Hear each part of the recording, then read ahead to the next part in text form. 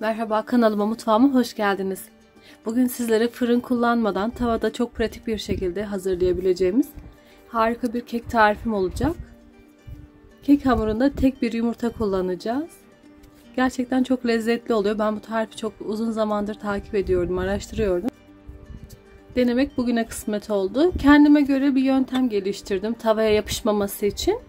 Yağlı kağıt kullandım altında ve gerçekten işe yaradı. Rahatlıkla, siz de gönül rahatlığıyla bu tarifi deneyebilirsiniz. Hemen yapılışına geçiyorum. Tavamın boyutunda yağlı kağıdı makasla kesiyorum. Kalan parçayı atmıyorum. Onu da ters çevirirken kullanacağım. Üzerine 2-3 yemek kaşığı esmer şeker ekliyorum. Normal şeker de olabilir. Ama esmer şeker daha güzel karamelize oluyor ve çok çıtır çıtır, çok daha lezzetli oluyor. Marketlerden bulabilirsiniz.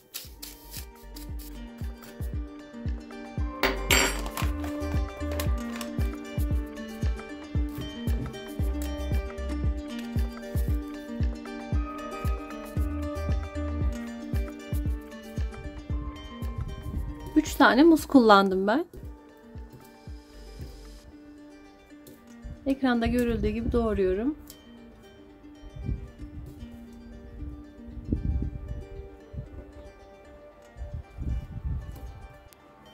Üzerinin kekini hazırlamaya geçiyorum.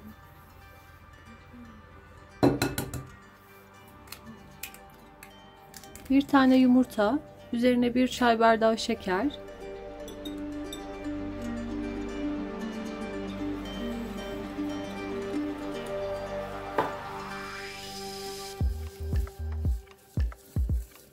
bir çay bardağı süt,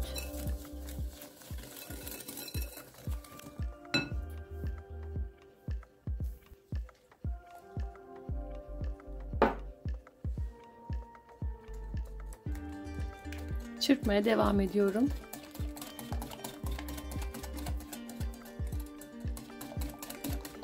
Yarım çay bardağı sıvı yağ ekliyorum.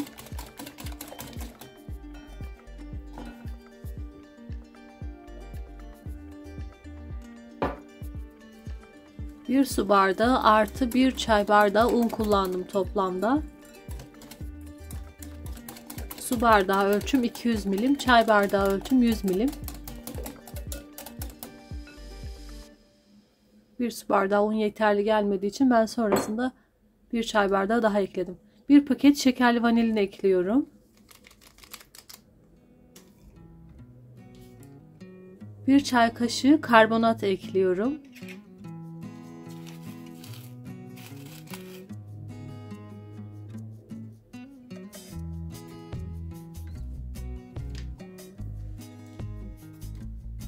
İki çay kaşığı da kabartma tozu ekliyorum. Kekimizin güzel kabarması için hem karbonat hem kabartma tozu eklemenizi öneririm. Karbonat yoksa yalnızca kabartma tozuyla da olur. Ama ben hep eskiden beri hem karbonat hem kabartma tozu birlikte kullanıyorum. Sizlere de öneririm.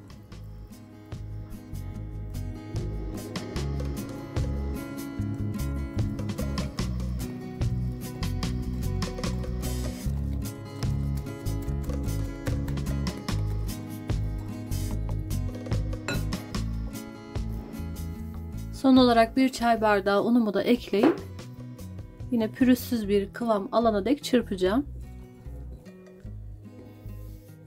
Kek harcım hazır.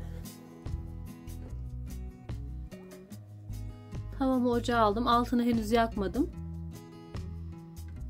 Harcımı eşit bir şekilde gezdiriyorum.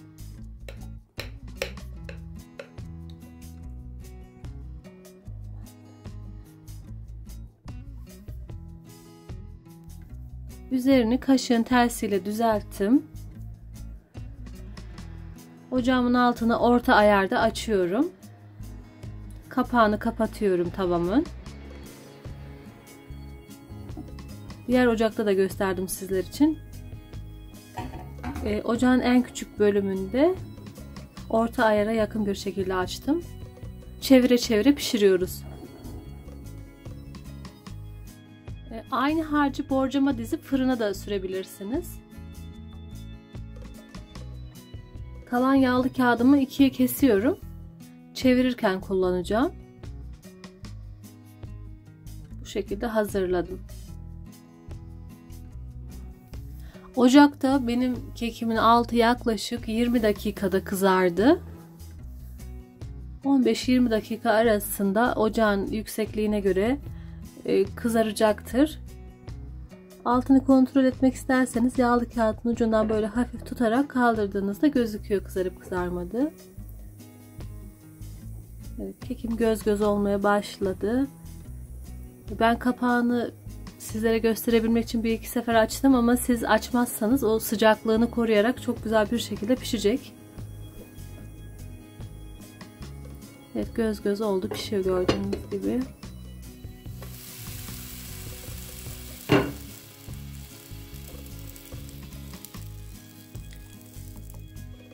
Altını kontrol ettim. Güzel pembeleşmiş, kızarmış. Şimdi çevireceğim. Nasıl çevirdiğimi göstereceğim sizlere. Bu kestiğim yağlı kağıt parçalarını kekimin üzerine koyup çevireceğim. Öncesinde elimle bir dokunuyorum. Gördüğünüz gibi yapışma yok. Çevirmeye hazır. Üzerine bir servis tabağı kapatıyorum. Böyle bir ahşap servis tabağım vardı benim. Üst kısmından tutup çevireceğim.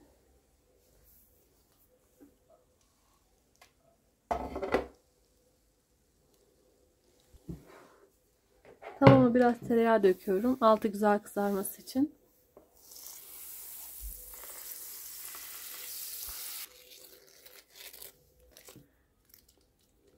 Öncelikle üzerini dikkatli bir şekilde açıyorum.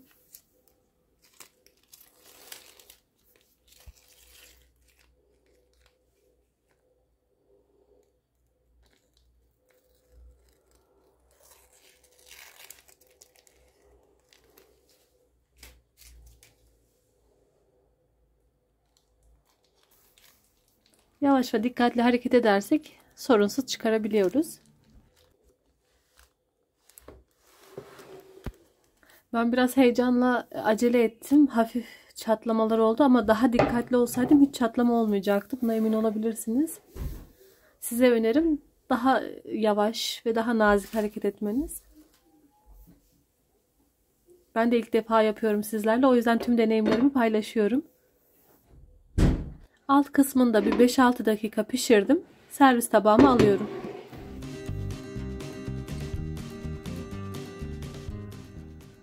Videomu buraya kadar izlediyseniz yorumlara minik bir emoji, bir kalp bırakırsanız çok sevinirim. Şimdiden çok teşekkür ediyorum. Ve servis tabağıma alıp dilimliyorum ve nasıl güzel kabardığını, iç dokusunu sizlere göstereceğim.